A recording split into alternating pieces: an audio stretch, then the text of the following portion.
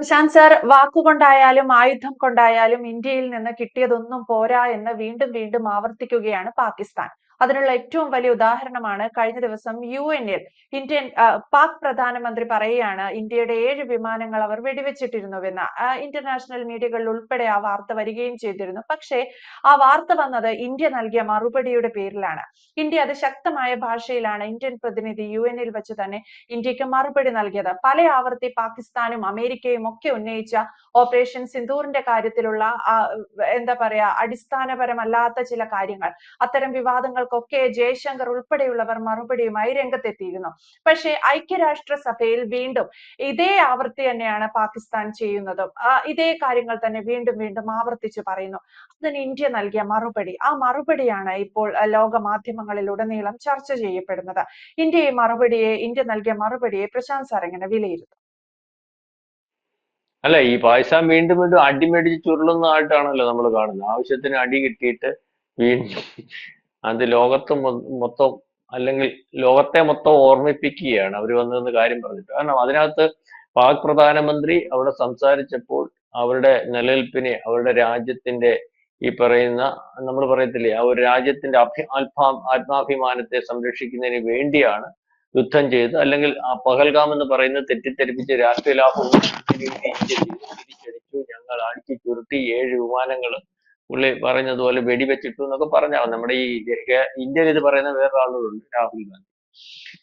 അപ്പൊ ഇത് പറഞ്ഞു. അതിന് തിരിച്ച് കൃത്യമായിട്ടുള്ള മറുപടി ഒരുപക്ഷെ ഈ പറഞ്ഞ ജയശങ്കർ കൊടുത്തു. കാരണം UN എന്ന് പറയുന്ന ആ പൊതുസഭയെ ഒരുപക്ഷെ വളരെ കൃത്യമായിട്ട് വിമർശിക്കുന്ന ഒരു വളരെ ഷോർട്ട് ടൈമിലുള്ള ഒരു സംസാരമായിരുന്നു ജയശങ്കർ. കാരണം UN ഇരട്ടത്താപ്പ് കാണിക്കുന്നു, പാകിസ്ഥാനെ പോലുള്ളവരെ വെള്ള പൂശുന്നു, പാകിസ്ഥാൻ ചെയ്യുന്ന പ്രവൃത്തികൾക്ക് ഒത്താശ പാടുന്ന രീതിയിലേക്ക്, അല്ലെങ്കിൽ ഈ രാജ്യത്തുടനീളം നടക്കുന്ന യുദ്ധം നിർത്തുന്നതിനും സമാധാനം കണ്ടെത്തുന്നതിനും പുരോഗതിയിലേക്ക് പോകുന്നതിനും ഉള്ള ഇടപെടി UN എന്ന് പറയുന്ന ഈ പൊതുസഭയ്ക്ക് ഉണ്ടാകുന്നില്ല, അല്ലെങ്കിൽ അതിന് താല്പര്യം കാണിക്കുന്നില്ല. അതിന് പകരം ഇതുപോലെ പാകിസ്ഥാനെ പോലുള്ള രാജ്യത്തിന് സംസാരിക്കുന്ന കേട്ടിട്ട് അവരെ തിരുത്തൽ വരുത്തുന്ന ഒരു അവസ്ഥയൊന്നും ഉണ്ടാകുന്നില്ല എന്നൊക്കെ ഉള്ള രീതിയിലേക്ക് പറഞ്ഞു. അപ്പൊ അതൊരു വലിയ ലോകം മൊത്തം ചർച്ചയായിട്ടുണ്ട്. കാരണം ഇത്തരത്തിൽ ഉള്ള കൊള്ളുകില്ലാത്ത, അല്ലെങ്കിൽ ഇതിന്റെ പ്രവർത്തന ശൈലി തന്നെ മാറണം എന്നുള്ള രീതിയിലേക്കുള്ള ഒരു വർത്തമാനമാണ് പറഞ്ഞത്.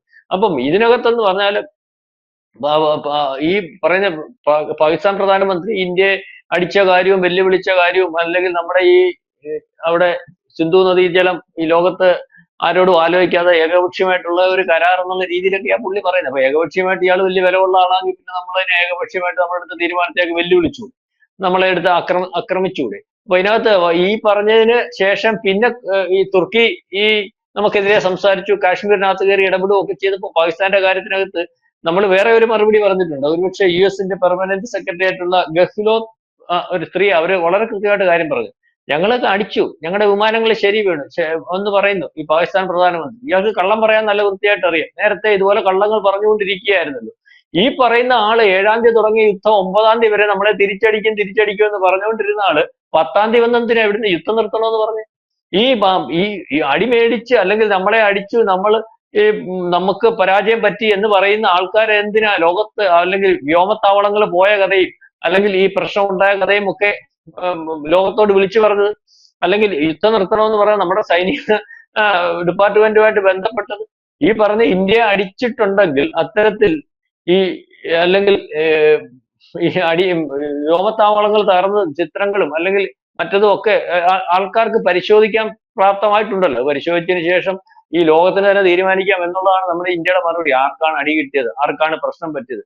ഈ പറയുന്ന ഇവര് അവകാശവാദങ്ങൾ ഉന്നയിക്കുന്നുണ്ടല്ലോ, തെളിവുകളൊന്നുമില്ലല്ലോ. പക്ഷെ അവിടെ അടി കിട്ടിയതിനും, വ്യോമത്താവളങ്ങൾ തകർന്നതിനും, വിമാനം തകർന്നതിനും, കാഷ്വാലിറ്റി ഉണ്ടായതിനും, അല്ലെങ്കിൽ ഈ പറയുന്നത് പോലെ സൈനിക കേന്ദ്രങ്ങൾക്കകത്ത് അക്രമം ഉണ്ടായതിനകത്തും, ഈ ഭീകരവാദി കേന്ദ്രങ്ങൾ തകർന്നതിനകത്തും ഒക്കെ സാറ്റലൈറ്റ് ചിത്രങ്ങളും അല്ലെങ്കിൽ തെളിവുകളും ഒക്കെ വളരെ കൃത്യമായിട്ട് നിൽക്കുമ്പോൾ, ഇവർ പറയുന്നത് പോലെ ഇന്ത്യക്ക് അടി കിട്ടി, ഇന്ത്യ ഭയന്ന് വിറച്ചു, അമേരിക്ക ഇടപെട്ടത് കൊണ്ട് മാത്രമാണ് ഞങ്ങൾ നിർത്തിയതെന്ന് പറയുമ്പോൾ, ഇതിന് പറയുന്നതല്ലാതെ ഒരു തെളിവും ഉണ്ടാകുന്ന ഒരു അവസ്ഥ ഇല്ല. മനസ്സിലായില്ലേ? ഇത്തരത്തിൽ ഉള്ള ഒരു മറുപടിയാണ് കൊടുത്തത്. അതായത് ഇന്ത്യയോട് കളിച്ച വിവരം, അല്ലെങ്കിൽ ഇവർക്ക് കിട്ടിയ വിവരം, ഇവർക്ക് നിലനിൽപ്പില്ലാഞ്ഞിരുന്ന വിവരം ഒക്കെ വീണ്ടും വീണ്ടും വളരെ വ്യക്തത വരുത്തി ഇതുപോലെ ഒരു ഉന്നത സഭയിൽ വീണ്ടും പറയുകയും അത് ലോകത്ത് വീണ്ടും വാർത്തയാവുകയും ഒക്കെ ചെയ്യുന്ന ഒരവസ്ഥ. അതായത് നിവൃത്തിയില്ലാത്ത ഒരു രാജ്യം, ആ രാജ്യത്തിന്റെ ജൽപ്പനങ്ങൾ മാത്രമാണ് ഇതുവരെ നടത്തിയിരുന്നത്.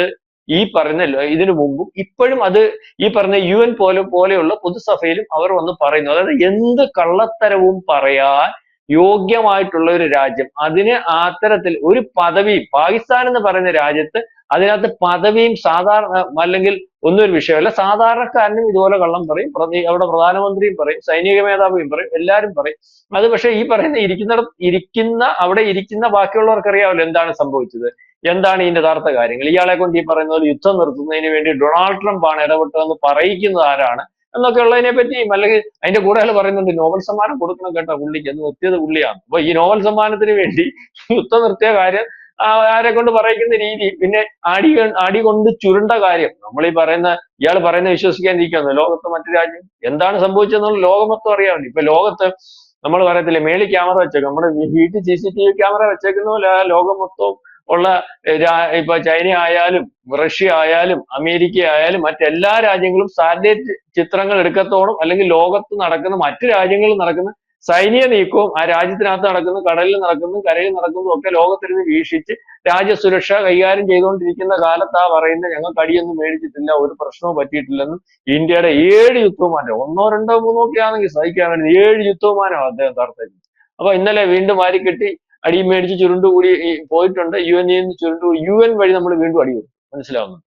എന്നിട്ട് ഇപ്പൊ പറയുന്ന പഴയതുപോലെ ഈ സിന്ധുവിന് കിട്ടിയ അടിയെക്കാട്ടി വലിയ അടി UN കിട്ടുന്നുണ്ട്. പിന്നെ നാണം കെട്ടവന്മാർക്ക് പ്രശ്നമൊന്നുമില്ല, അവരിങ്ങനെ വന്നു കാര്യം പറയുന്നു. പക്ഷേ ഈ ഇന്ത്യ ശ്രദ്ധിക്കേണ്ട ഒരു കാര്യം, അല്ലെങ്കിൽ ഇന്ത്യ അത് വളരെ കൃത്യമായിട്ട് അതിന് മറുപടി, ഇരട്ടത്താപ്പ് സംസ്കാരം അത് UN ആയാലും സംഭവിക്കുന്നുണ്ട്.